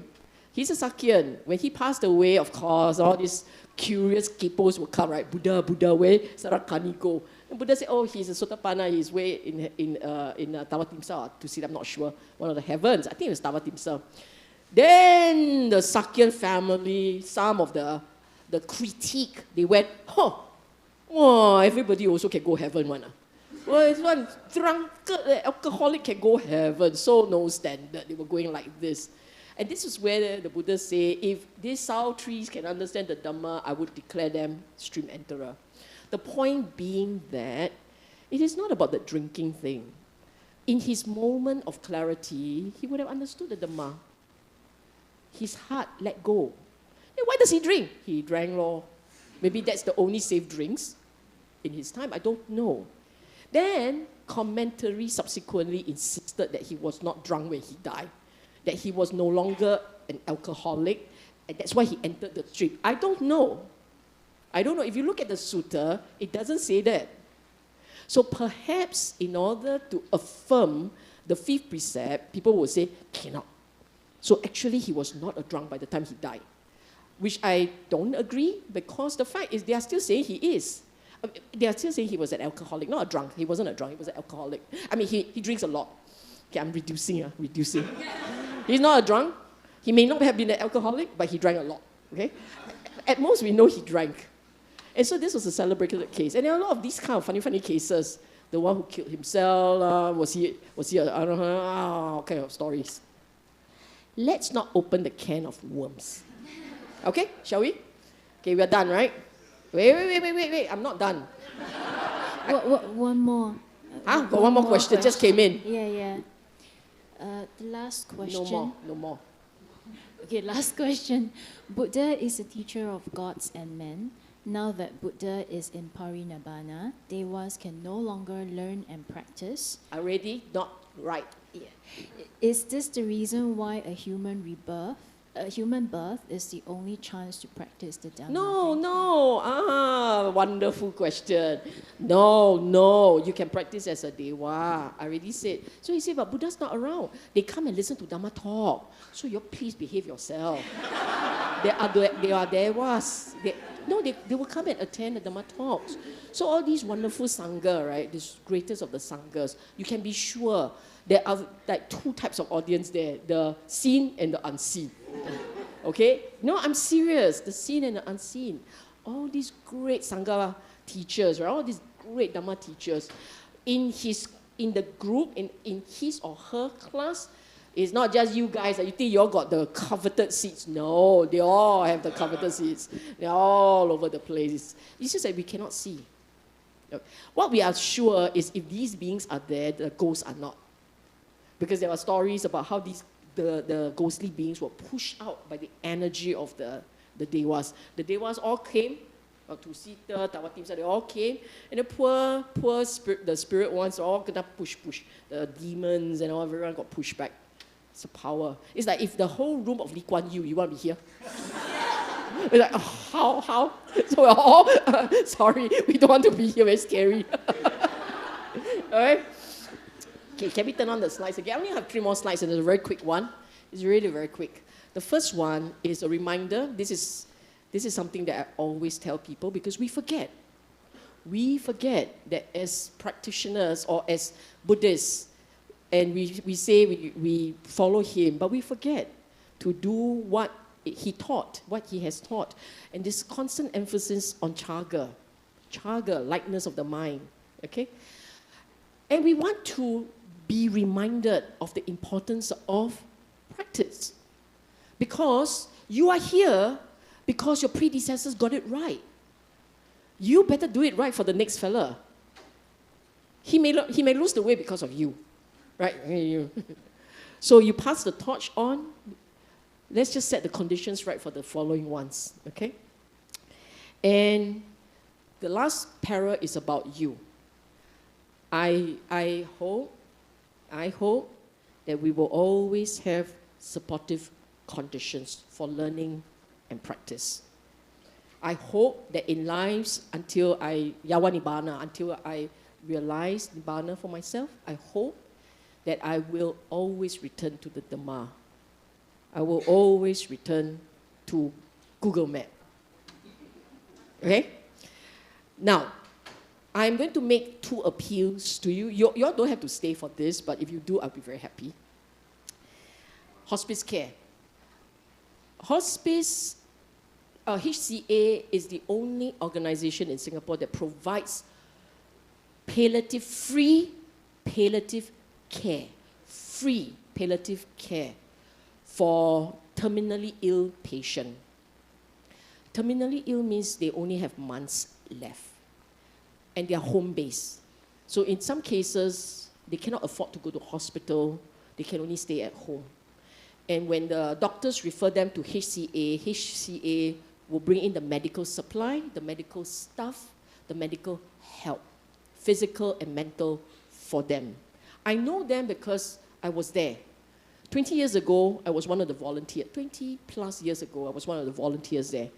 Today, I'm retiring. I'm going back there to help, okay? And I always feel that it is an honor, a privilege, when the patients and the family accepts you to be part of the end-of-life journey. These medical care don't come cheap. Last year, they needed 23 million. Singapore government matched dollar for dollar, so minimally they still got to raise 11 million, 11 plus million. They are having a walkathon on the 19th November, 19, right? 19 November. I have formed a group, we call it DFC, in DFC. I would like to encourage you all to come and join us for this. So these 3, take a picture, yeah, your camera phone, take a picture, so that you can, the first one explains who they are. The first one, 𝐻𝐶A explains who they are. The second one talks about the walkathon, and this is where you sign up. And you sign up as DFC, or you can form your own group, it's okay. It's fine, okay? The third one is the DFC team sponsorship. So you can come and sponsor us. We have raised 37,000. 37,000. Now, the reason why I ramp up this appeal is because they only want to raise 400,000 there. 400,000 of 11 million, 400,000, and they are at 177. Because they're so low profile, only the patients and their family members, the people who have used their facilities know them. Many of you haven't heard of them until today, right? Which is very sad because they're doing great work. So I am making it my personal business to try and raise as much as possible for them. Minimally, we try and hit 400,000. Then we're like, BF is going, you're taking away my fund. No, chaga, everybody chaga, okay? So the next one, so this is it, okay? Go to the site, find out more about them. If you are inspired, come and join us for the walk. If you want to donate, just to support the team, that's the third line, okay? Last one. Okay, you all know about this.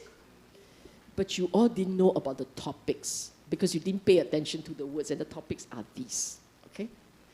Especially day 2. You see the Professor Bernard Carr?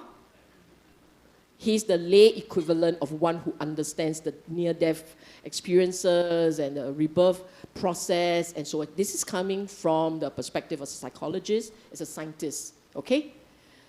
So we are bringing in people who know the canon, the different traditions. Sangha will be talking about this, as well as people of science, who brings into the forum a perspective, okay? The amount of money may be a little steep, but hello, $200, no big deal for you. You go to I don't know which restaurant and eat, it will be $200. For that, just come. Come and support, come and listen. It will be illuminating. Okay, thank you very much.